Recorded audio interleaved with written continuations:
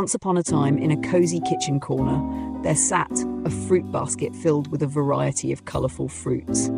At the very top of the basket was Benny the banana, cheerful and full of dreams. With a gleam in his eyes, Benny stretched and said, "Today's the day I become a smoothie superstar. Goodbye, boring fruit basket. Hello, fame."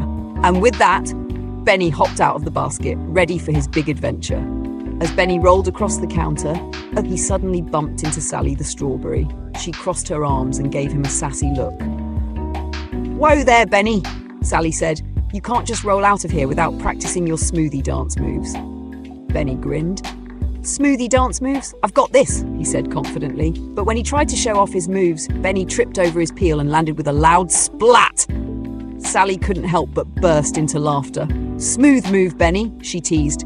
"Keep practicing." Determined to prove himself, Benny rolled further across the kitchen and found Pablo the Pineapple grooving to some funky music on the counter. Pablo turned to Benny with a big smile. "Yo, Benny, if you want to be a smoothie star, you've got to have rhythm. Watch this." Pablo spun around in a perfect pineapple twirl. "Rhythm, huh?" Benny said. "Watch me." Benny joined in, spinning and twirling, but he got carried away and rolled straight into a pile of flour. Covered head to toe in white powder, Benny laughed nervously.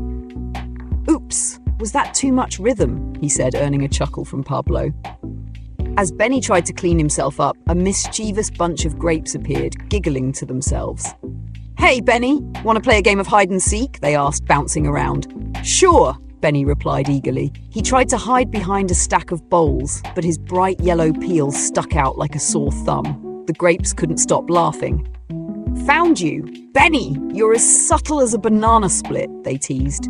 Finally, Benny made it to the blender. He was thrilled. This was his big moment. Sally, Pablo, and the grapes gathered around, cheering him on. "Go, Benny! You can do it!" they shouted. But just as the blender was about to start, Benny suddenly panicked. "Wait!" he cried. "I left my sunglasses in the basket." He dashed back to the fruit basket, rummaging around, but by the time he returned, the smoothie was already made. Benny slumped in disappointment. "Oh, I missed it," he sighed.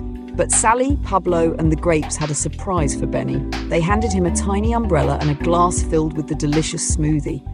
"Don't worry, Benny," Sally said. "You're still the star of this smoothie." Benny took a sip and beamed with pride. "Delicious! I taste fame already," he said with a big grin. And so Benny learned that being a star wasn't just about the spotlight. It was about having fun, making friends, and enjoying the journey.